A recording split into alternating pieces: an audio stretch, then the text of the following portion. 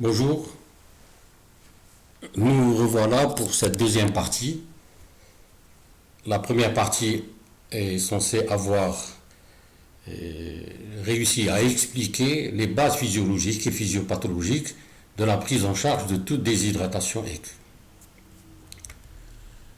Notre conduite à tenir découle des réponses que l'on peut amener, que l'on risque d'amener, que l'on va essayer en tout cas d'amener à trois questions fondamentales.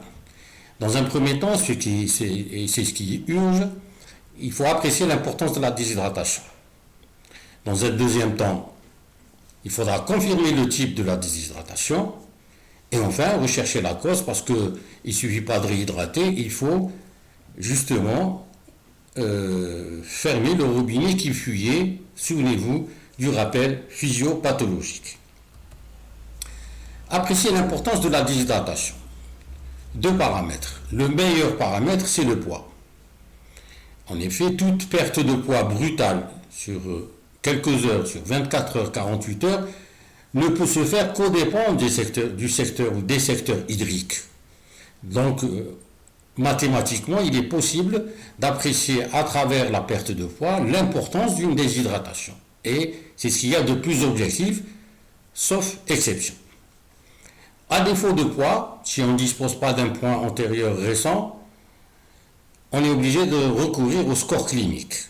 Je suis de ceux qui pensent qu'on ne peut pas prendre comme poids de référence le poids, le PC-compte du poids de l'enfant par rapport aux enfants de son âge.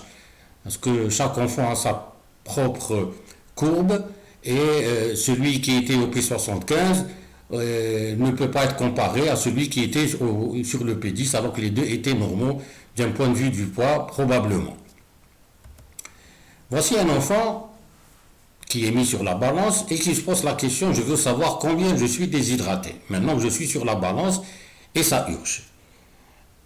Il pesait 5 kilos quelques heures auparavant, et lors de la pesée, il ne faisait plus que 4,5 kg. Et il pose la question, donc je suis déshydraté à combien? Et il a raison.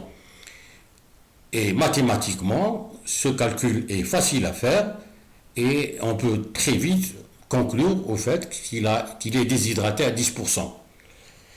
Vous voyez comment on peut très rapidement chiffrer cette déshydratation à partir d'un simple calcul et à la suite d'une pesée. Attention, le poids reste, comme je l'ai dit, le meilleur paramètre objectif. Mais s'il y a, dans certaines circonstances c'est le cas, s'il y a un troisième secteur qui s'est constitué, j'en ai parlé dans le rappel physiologique et physiopathologique, et bien le troisième secteur, lors de la pesée, va comptabiliser et donc je n'aurai pas de perte de poids. L'enfant a perdu ses 500 grammes, aurait perdu 105 grammes si les 500 grammes représentent 500 millilitres d'eau perdue vers le milieu extérieur. Si cette eau est restée piégée au niveau d'une acide ou d'une pleurésie ou d'une urétérohydronéphrose, l'enfant continuera à peser 5 kg. Aucune perte de poids ne sera objectivée alors qu'il est vraiment déshydraté, d'où l'importance de la clinique et du score clinique pour apprécier l'importance de la déshydratation quand le poids n'est pas disponible, quand le poids est pris en défaut. Ce tableau classique connu a été utilisé pendant des décennies par tout le monde, par vos aînés y compris. Les paramètres qui vont nous aider, comme vous voyez, sont les paramètres cliniques, la présence de signes de déshydratation extracellulaire, la présence du pli cutané, la présence ou non d'un collapsus et l'état de conscience de l'enfant. Ce qu'il faut retenir, c'est que le pli cutané apparaît à partir d'une déshydratation estimée à 7%. Alors que la 5%, il n'y a pas de pli, comme vous le voyez, et les globes oculaires commencent à être excavés, la fontanelle antérieure est déjà déprimée. À 10%, en plus des signes précédents qui sont plus marqués évidemment, un collapsus apparaît. Dès qu'un collapsus apparaît, la déshydratation doit être estimée au moins à 10%. Alors que l'état de conscience, lui, reste justement tout à fait préservé. À 15%, c'est un état de gravité extrême. Ça précède de peu le décès généralement. Tout est au maximum et l'enfant commence à présenter des troubles de la conscience justement.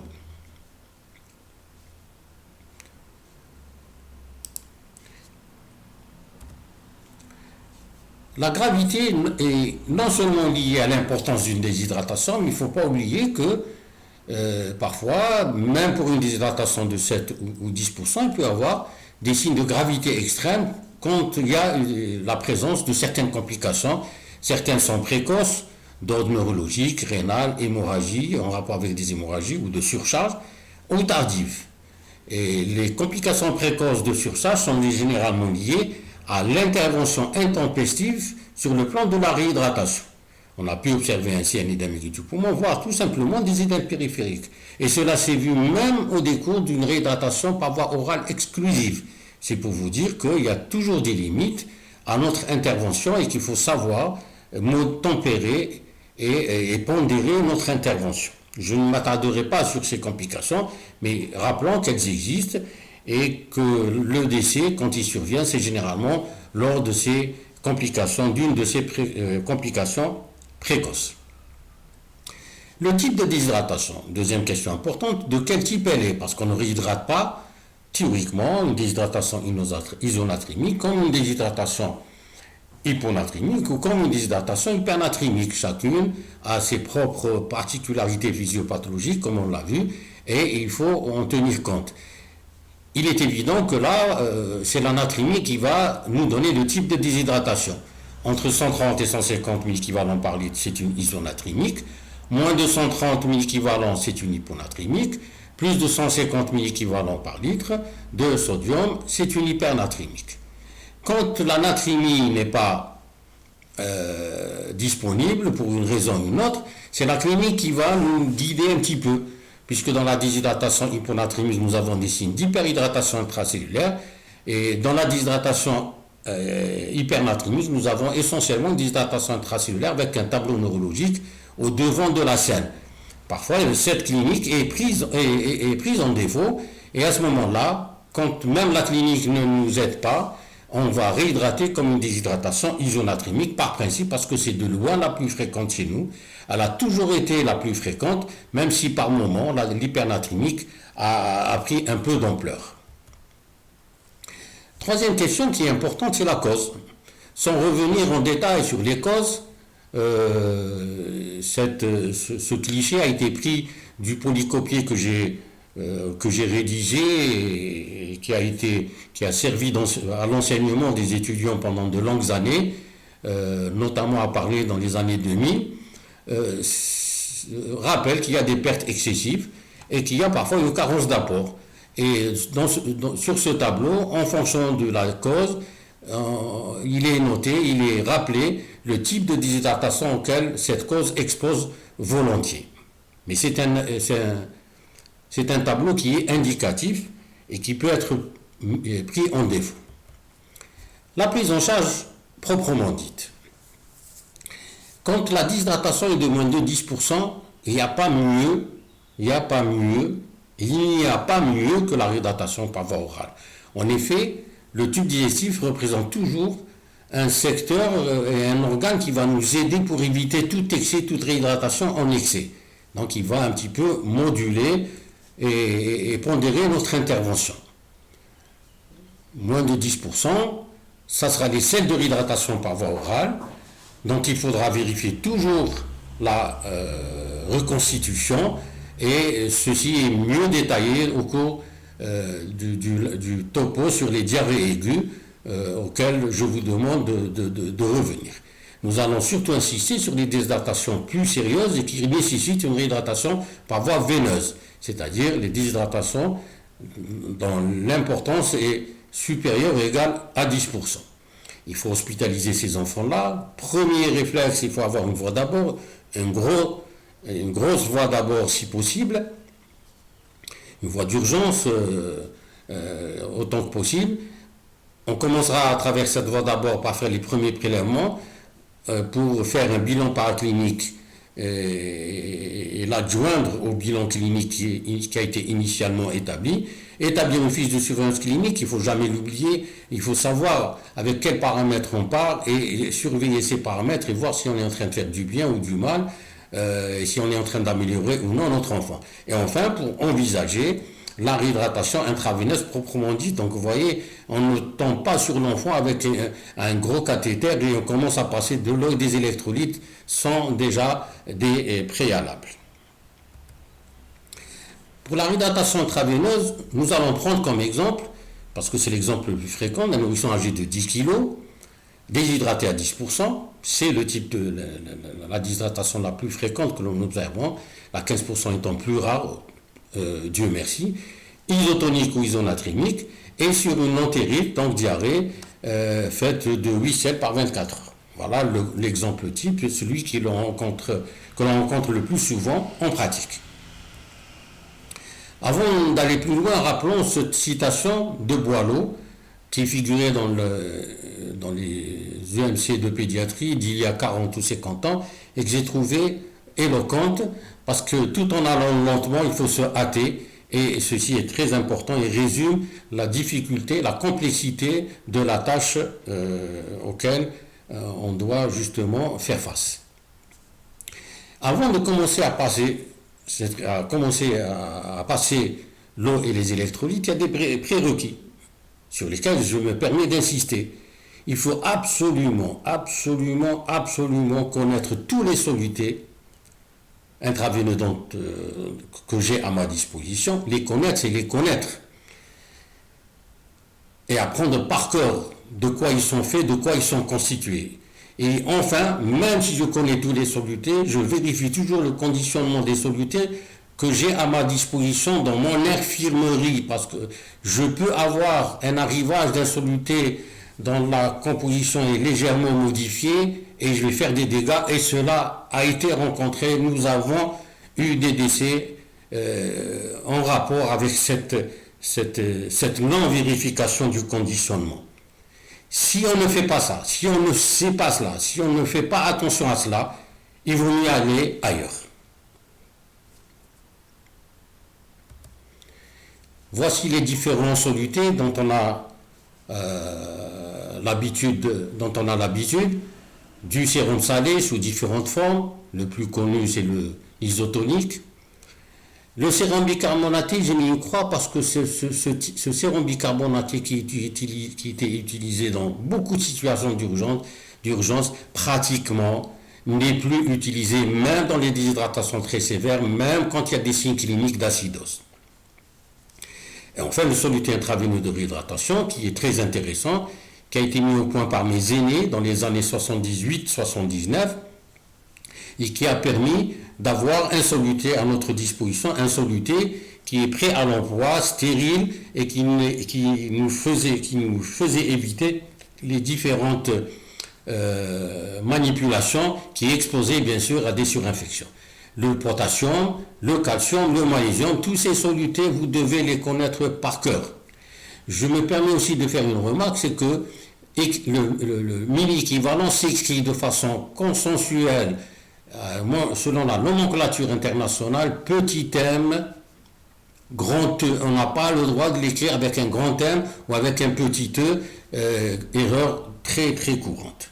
Petit m, grand E, faisons bien les choses, c'est comme ça qu'on nous lira et qu'on pourra publier facilement. La réhydratation maintenant intraveineuse proprement dite, elle obéit à 3 objectifs qui correspondent à 3 étapes différentes. La première étape, c'est qu'il faut remplacer ce que l'enfant a déjà perdu. Avant de venir vous voir, il a perdu une certaine quantité d'eau. On a pris l'exemple de celui qui a perdu 10% du poids du corps. 10% de son poids du corps, on a appelé ça les pertes antérieures. Antérieures à son arrivée chez vous.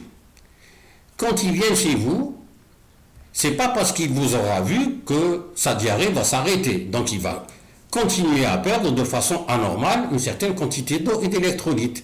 C'est ce qu'on appelle couramment les pertes en cours, c'est-à-dire les pertes qui vont continuer à se faire en cours de réhydratation. Et c'est une estimation. On va faire comme si l'enfant, s'il faisait 8 selles par 24 heures, il y a de fortes chances pour que pendant les 24 heures de réhydratation que vous allez entamer, il va continuer à faire à peu près la même quantité de selles, 8 selles diarrhéiques durant les 24 heures qui continueront en cours, justement. Au cours de cette réhydratation, cette diarrhée doit être déjà programmée. Et il y a ce qu'il a déjà perdu, les pertes antérieures, il a ce qu'il va continuer à perdre de façon anormale, c'est ce qu'on appelle les pertes en cours. L'exemple qu'on a pris, c'était la diarrhée, 8 selles diarrhéiques par 24 heures. Et enfin, en dehors de ce qu'il a perdu, en dehors de ce qu'il va continuer à perdre sous forme de diarrhée, il y a ce qu'on appelle ce qu'il va continuer à perdre de façon normale. Car tout individu, même si on ne tient pas compte de ses besoins en rapport avec l'exercice physique ou la croissance, quand il est dans un lit d'hôpital, il ne fait pas grand-chose. On doit remplacer ce qu'il perd par la peau, les poumons, les selles et par le rein.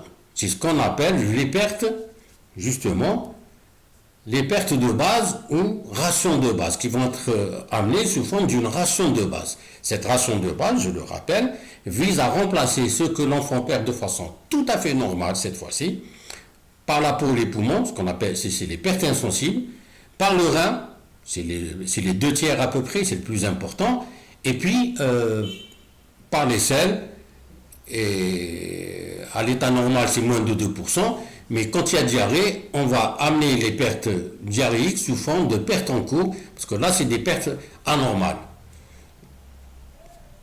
Donc, voici 3 objectifs et qui correspondent aux 3 étapes de toute réhydratation. On doit cette approche essentiellement à M. Winters. C'est M. Winters qui nous avait été enseigné quand on était externe, et son approche reste tout à fait pertinente et très pratique, et elle nous permet de comprendre ce que l'on a à faire quand on commence une réhydratation intraveineuse chez tout individu. À côté de ces 3 objectifs principaux, il ne faut pas oublier qu'il y a aussi des objectifs annexes. C'est que tout en remplaçant ces 3 étapes, perte antérieure, perte en cours, ration de base, je dois penser aussi aux phénomènes physiopathologiques auxquels j'avais fait allusion lors du dernier topo.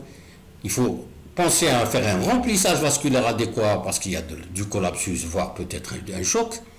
Il faut lutter contre l'insuffisance rénale qui au départ est uniquement fonctionnelle, et dès qu'on va remplir, dès que le flux plasmatique rénal s'améliore, l'insuffisance rénale fonctionnelle rentre dans l'ordre, et le rein de taré qu'il était va être d'un grand recours parce qu'il va moduler, retenir ce qui manque à l'organisme et éliminer ce qui pourrait être dangereux pour l'organisme. Il faut lutter contre l'acidose. Alors, on faisait avant, on donnait facilement les bicarbonates, comme je l'ai dit. Maintenant, pratiquement, même dans les états d'acidose avancés, on évite au maximum le sérum bicarbonaté. Et la lutte contre la disose rejoint la lutte contre l'insuffisance rénale, parce que quand vous avez comme allié le rein, c'est bon. Vous avez un allié de taille. Et enfin, il faut tout faire pour ne pas aggraver l'hypercalémie qui est liée à l'acidose, liée à l'insuffisance rénale. Et tout cela, justement, est lié, mais il faut penser à la possibilité d'une hypercalémie parce qu'on n'a pas corrigé ce qui a précédé, ou parce qu'on a fait des bêtises dans la reconstitution de nos solutés. Donc il faut faire attention. Voici le schéma proprement dit pour l'enfant qu'on a pris comme exemple, déshydratation à 10%, 8 selles diarrhéiques par 24 heures. Dans un premier temps, on avait vu que la première étape, c'était les pertes antérieures. Un enfant déshydraté à 10% est un enfant dont les pertes antérieures sont forcément estimées à 100 cc par kilo. 10%.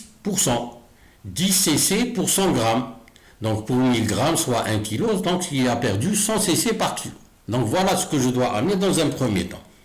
Mais comme, en plus de cet objectif principal, j'ai des objectifs annexes, lutter contre le collapsus, le choc, contre l'insuffisance rénale, eh ben, je vais amener une bonne partie de ces pertes antérieures très vite au départ. Ce qui nous donne, pendant les 20 premières minutes, 20 à 30, on peut aller donner cela en 30 minutes, mais généralement on met 0,20 minutes, de 0 à 20 minutes, 20 cc par kilo, et de 20 minutes à 2 heures, 30 cc par kilo. Ainsi, au bout de 2 heures, on aura donné 50 cc par kilo, soit la moitié des pertes antérieures. Donc, pour revoir et redire les choses autrement, les pertes antérieures, il faut les remplacer, et pour en même temps corriger le collapsus, le choc ou l'insuffisance rénale, on va aller très vite au départ. Et on va donner donc la moitié des pertes antérieures en 2 heures. Cette moitié va donner sous forme de 2/5 de 0 à 20 minutes et puis 3/5 de 20 minutes à 2 heures. Quelle soluté va-t-on utiliser? Que du sérum salé à 9 pour 1000 isotonique, SSI, sérum salé isotonique à 9 pour 1000. La même chose de 20 minutes à 2 heures. Sérum salé isotonique à 9 pour 1000. C'est très très important. Pas de bicarbonaté. Oubliez-le s'il vous plaît. Tout cela ne sert à rien si on ne précise pas à l'infirmier, à vos collaborateurs, vos jeunes collaborateurs, les résidents, les internes, les externes, le débit. Parce que si vous voulez que les 20 cc kilo passent en 20 minutes, il faut calculer le débit. Quand on n'a pas un pouce seringue, et c'est le cas de la majorité des services d'urgence pédiatrique, eh bien on va calculer avec notre tubulure le nombre de gouttes par minute. Oh, combien de fois on a eu à le faire quand on était externe chez M. Gongo et chez M. Mazouni. On a continué à le faire bien après quand on était résident et même maître assistant. Ensuite, beaucoup de choses se sont diluées et ont été oubliées. 20 minutes, 2 heures, les 3/5 de la moitié des pertes antérieures. 3/5 de 50 cc par kilo, ça nous fait 30 cc par kilo. Sérum salé isotonique, en calculant le débit. La meilleure façon de ne rien oublier, c'est quand vous commencez une réhydratation, mettez ce tableau à 5 colonnes. Étape, horaire, quantité, soluté et débit. Gouttes par minute. Si tout se passe bien, si votre appréciation a été correcte, ou s'est approché nettement de ce qui est le plus juste, c'est-à-dire vraiment l'enfant était autour de 10%. L'enfant, au plus tard à la 2e heure, il urine. Cette diurèse, 3 croix, mettez 10 croix si vous voulez, derrière 10 croix avant, car cela est très très important. Si vous obtenez la diurèse, ça veut dire que le rein a repris ses fonctions, ça vous rassure, et puis surtout le rein va enfin vous aider. Il va vous aider à réhydrater un peu plus physiologiquement votre enfant. Attention, la diurèse c'est bien beau. La diurèse quand elle survient, tout le monde est heureux. Mais on ne se contente pas de n'importe quelle diurèse. Il faut qu'elle soit quantitativement et qualitativement intéressante, si on veut faire bien les choses. Qualitativement, quantitativement d'abord, il faut qu'il y ait au moins 3 cc par kilo et par heure.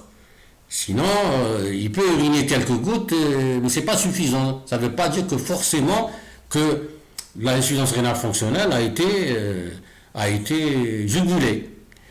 Quantitativement, qualitativement, il faudrait qu'elle soit une diurèse avec fait d'urine très concentrée et acide. Parce que le rein va essayer de lutter contre l'acidose, donc il va acidifier les urines pour essayer de retenir quelques bases tampons afin de tamponner de façon physiologique l'acidose.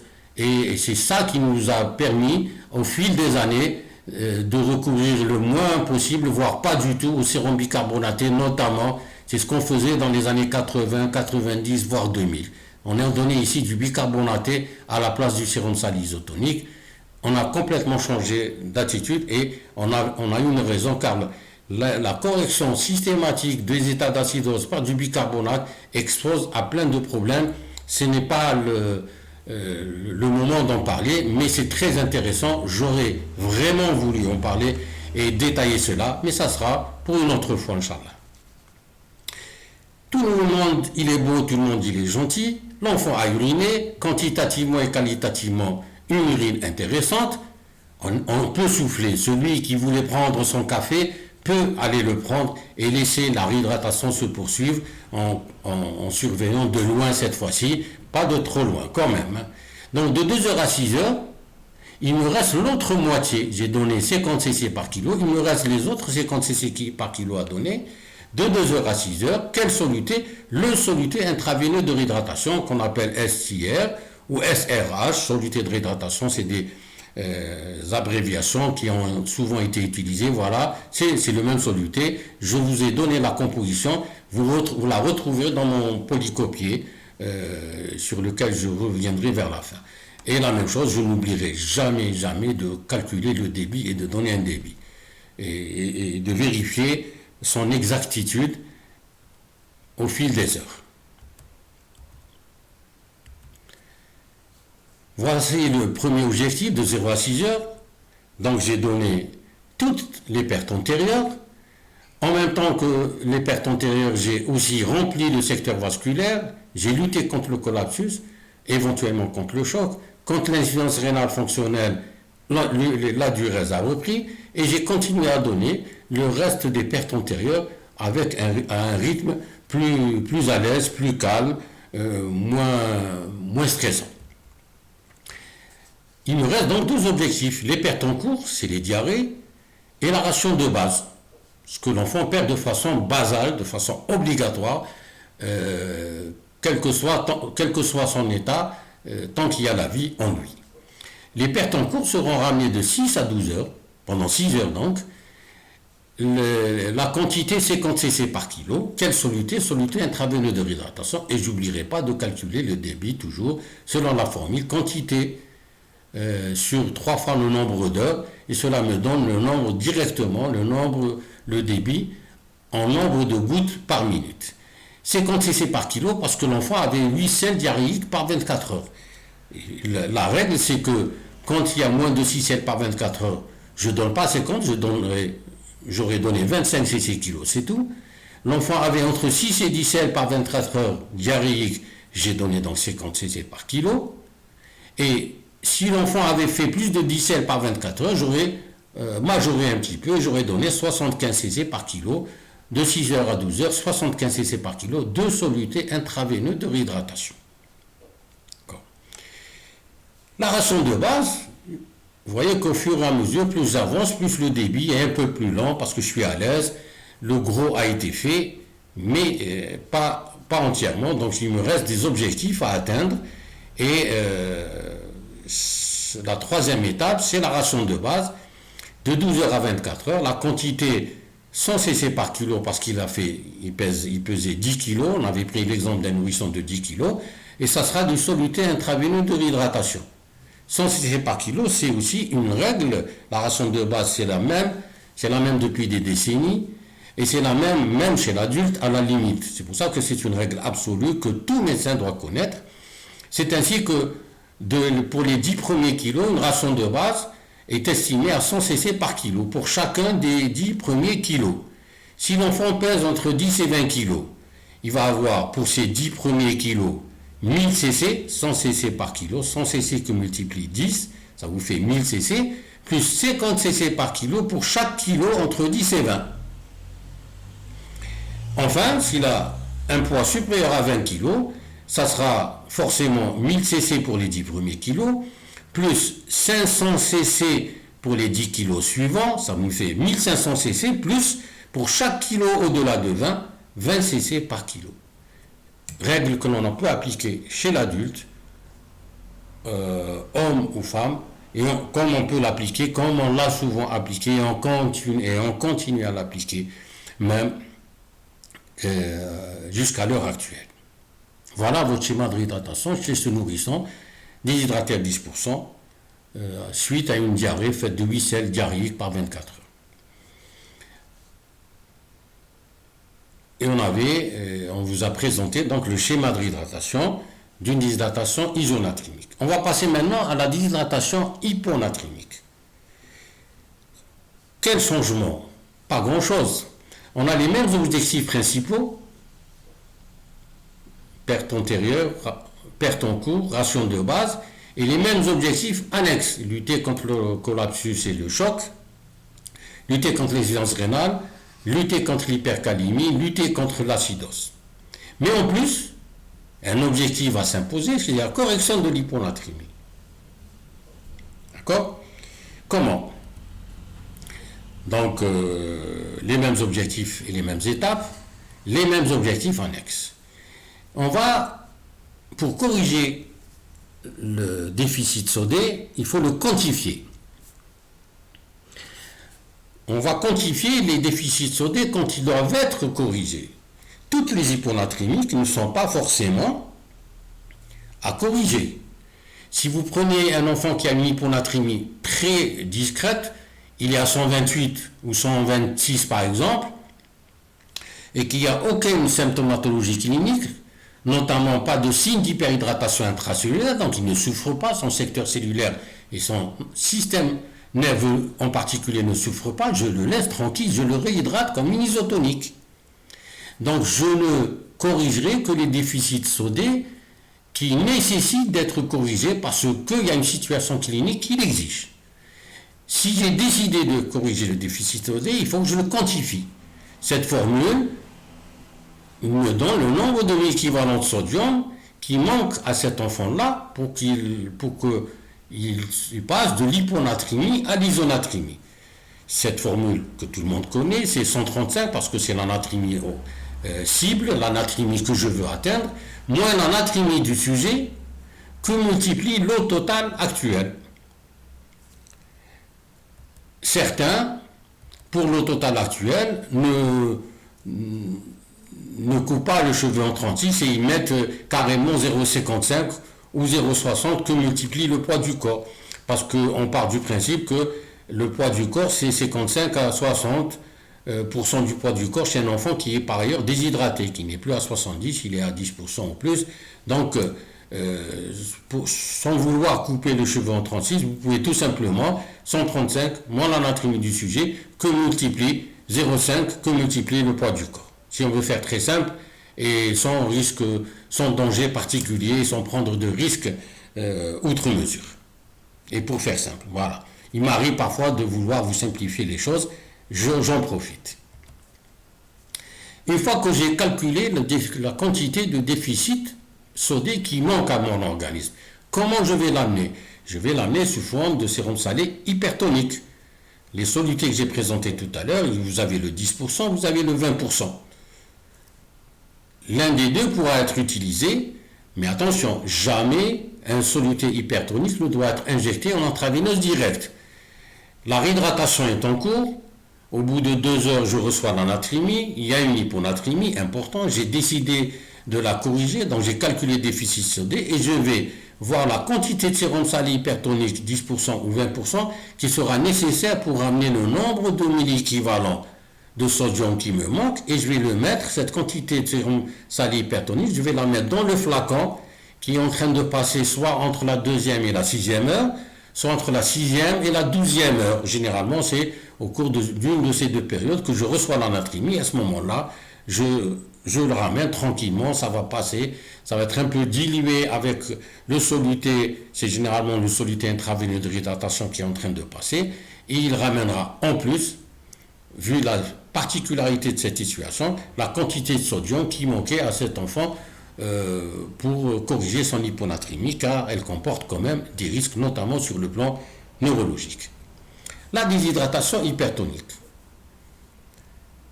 Les principes généraux, c'est que, en fait, vous avez une situation un peu plus compliquée que les deux premières. Les gens n'aiment pas beaucoup l'hypernatrémique. D'ailleurs, il n'y a pas vraiment un vrai consensus pour l'hypernatrémique comme il en existe pour l'isonatrémique et l'hyponatrémique. Mais d'une façon générale. Première situation, on a vu que dans la déshydratation hypernatrémique, on avait une déshydratation intracellulaire, mais que si on ne faisait rien, elle devenait mixte. Donc à un moment donné, si elle est assez avancée, on arrive pour l'hypernatrémique à l'état de collapsus ou de choc. Donc s'il y a collapsus ou choc, l'urgence des urgences, il faut remplir. Donc les 2 premières heures, ça sera la même chose que pour l'isonatrémique.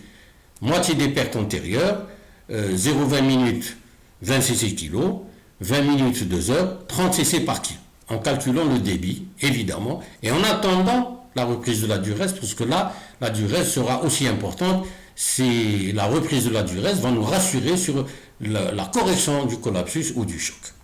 Ensuite,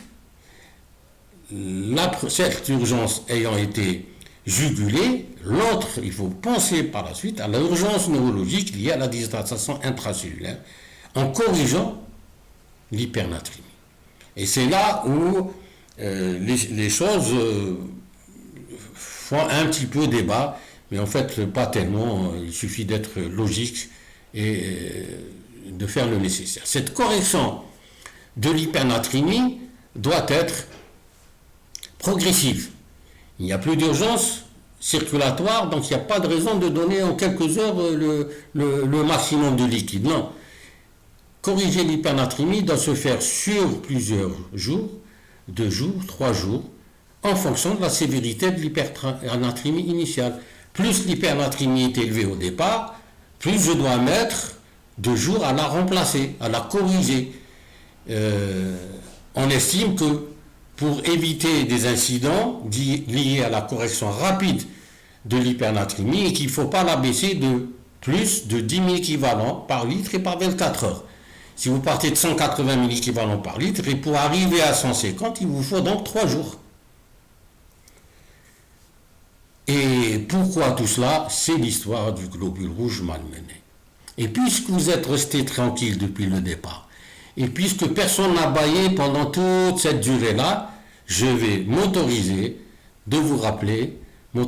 à vous rappeler l'histoire du globule rouge malmené pour que vous touchiez du doigt l'importance de corriger les hypernatrémies de façon progressive sur 2 jours, voire sur 3 jours.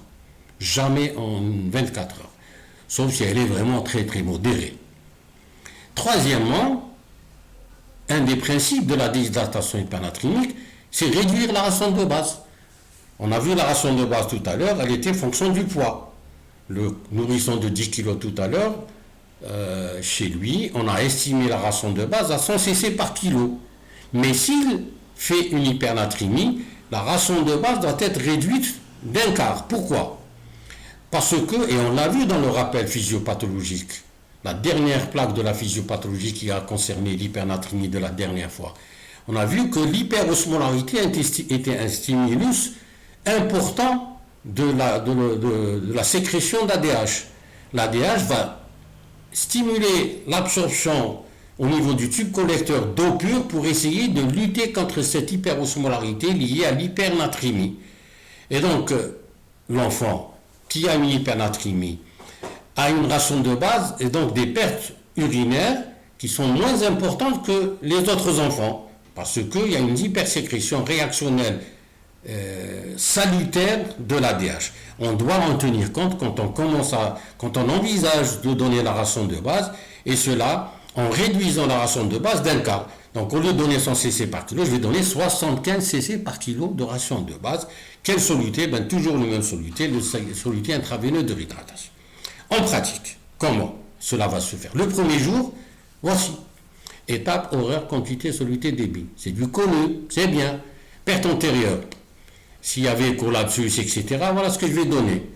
De 2h à 6h, le reste des pertes antérieures, la même chose. Donc là, rien ne change parce que ici, on est parti de la situation, il y avait un collapsus, voire un choc, et l'urgence des urgences, c'était ce collapsus ou ce choc. Et donc, c'était aussi important d'attendre, avec l'impatience que vous imaginez, la reprise de la duresse, mais une duresse, je le rappelle, quantitativement et qualitativement intéressante. Les pertes en cours, 6-12 heures, 50 cc par kilo, soluté intraveineux. Non, rien ne change là aussi. Tant mieux pour vous et pour nous. Et pour le malade surtout. Donc, 50 cc par kilo, s'il a fait entre 6 et 17 par 24 heures. S'il en a fait moins, s'il en a fait plus, il faut adapter cette quantité en fonction du nombre de selles diarrhéiques. Mais c'est toujours de 6 heures à 12 heures. La ration de base, de 12 heures à 24 heures, les délais ne changent pas, mais pas 100 cc kilo. 75 cc par kilo de soluté intraveineux de réhydratation. Le soluté intraveineux de réhydratation reste très intéressant. Vous voyez que depuis Le départ, j'ai donné du sérum salé isotonique. Ici, j'ai donné du soluté intraveineux de réhydratation qui ramène 50 000 équivalents par litre de sodium. J'ai continué à donner le reste des 24 heures du soluté intraveineux de réhydratation qui contient 50 000 équivalents par litre de sodium. Vous voyez que, malgré l'hypernatrémie, je suis obligé de ramener un soluté qui ramène du sodium. Pas beaucoup, parce qu'il faut abaisser cette natrémie, mais il en contient. Je n'ai pas le droit, parce que j'aurais pu être tenté, je n'ai pas le droit de donner un soluté qui ne ramène pas du tout de sodium. C'est catastrophique, c'est l'histoire du globule rouge malmené, et c'est comme ça qu'on va faire des dégâts. D'ici, ça ne change pas. Le deuxième jour, la réhydratation d'une hypernatrémie ne se termine pas le premier jour. Parce que l'autre objectif, le troisième objectif auquel j'ai fait allusion tout à l'heure, ce qui est celui de corriger l'hypernatrémie de façon progressive, fait que le deuxième jour, j'ai encore des objectifs à atteindre. J'ai plus de perte antérieure parce que j'ai remplacé les pertes antérieures. Le premier jour, c'est bon. Perte en cours, je me pose la question, est-ce que la diarrhée persiste? S'il y a encore de la diarrhée, c'est un objectif que j'aurai à assurer. Sinon, c'est pas la peine. J'ai plus de perte en cours, j'arrête et je ne prévois pas, je ne programme pas de remplacement des pertes en diarrhée. La ration de base, oui, forcément, c'est elle, justement, mais toujours réduite de 25%, c'est elle qui va, avec du sodium, mais pas beaucoup de sodium, qui va me permettre, sur 2 jours, voire sur 3 jours, si c'est nécessaire, en fonction de l'hypernatrémie et de sa sévérité initialement, qui va me permettre d'abaisser la natrémie de façon progressive. Cette baisse de la natrémie, je dois la contrôler. Elle ne doit pas être plus importante que 10 000 équivalents par litre et par 24 heures. Donc je mettrai 2, voire 3 jours pour la corriger. Et je termine par l'histoire du globule rouge malmené. Car c'est une belle histoire que je vais me permettre de vous rappeler et de la lire. Il était une fois une cellule appelée globule rouge. Une cellule pas comme les autres. Je la connais et tu la connais. Une cellule sans noyau mais avec du cœur. Qui consacre sa vie de 120 jours à oxygéner sans cesse et sans mauvais tour toutes les autres cellules jusqu'à son dernier jour. En traversant monts et vallées, océans et rivières, et en distribuant les plus belles paroles d'amour. Ce sens du sacrifice si pur l'a désigné d'office à cette aventure, qu'on voulait lui faire subir au point de la malmener sans considération ni égard. Je l'ai donc appelé l'histoire du globule rouge malmené. Un jour, un mauvais jour, cette cellule fut plongée dans une solution hypertonique censée la détruire. Son sens du sacrifice n'étant égalé que par son endurance, elle tint bon, non sans avoir souffert au point de se rétracter de douleur jusqu'à la meurtrissure. Mais elle a réussi à se ressaisir, regagna son volume initial et s'était déjà préparée à transporter et à redistribuer l'oxygène au cas où on le lui demanderait à n'importe quel moment. Quoi de plus généreux et de plus beau? Point de rancune, point d'esprit de revanche. Mais comment a-t-elle pu le faire et se ressaisir? Être généreux et avoir le sens du sacrifice ne veut pas dire être stupide. Loin de là, la vraie intelligence pousse toujours vers la vraie générosité. Son intelligence, en effet, l'a conduite à utiliser ces grosses molécules protéiques, à les scinder en petites molécules et à augmenter ainsi sa charge osmotique. Tout pour servir. Quel génie! Quelle leçon! Quel exemple!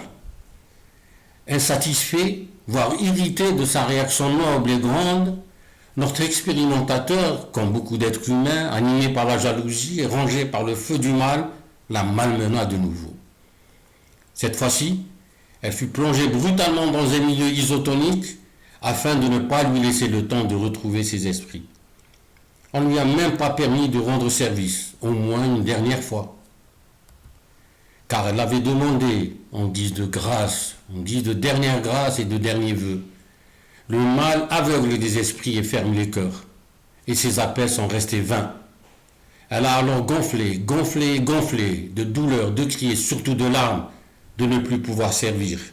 Elle mourra inondée dans ses larmes, mais en silence et sans vacarme. Ce n'est pas une simple histoire, elle aurait pu vivre et faire vivre, car son destin était de faire vivre et son bonheur de faire sourire. Hélas, il y a des êtres humains qui ne supportent pas cela. Le globule l'a appris à ses dépens, mais nous a remplis d'émotions et de leçons, mais sans façon. Et sur sa tombe, il a mérité que l'on inscrive: ici demeure pour l'éternité Monsieur le globule rouge, cellule immortelle pour ce qu'elle a fait dans sa vie, pour ce qu'elle nous a appris avec sa mort, pour ce qu'elle nous a laissé après son départ.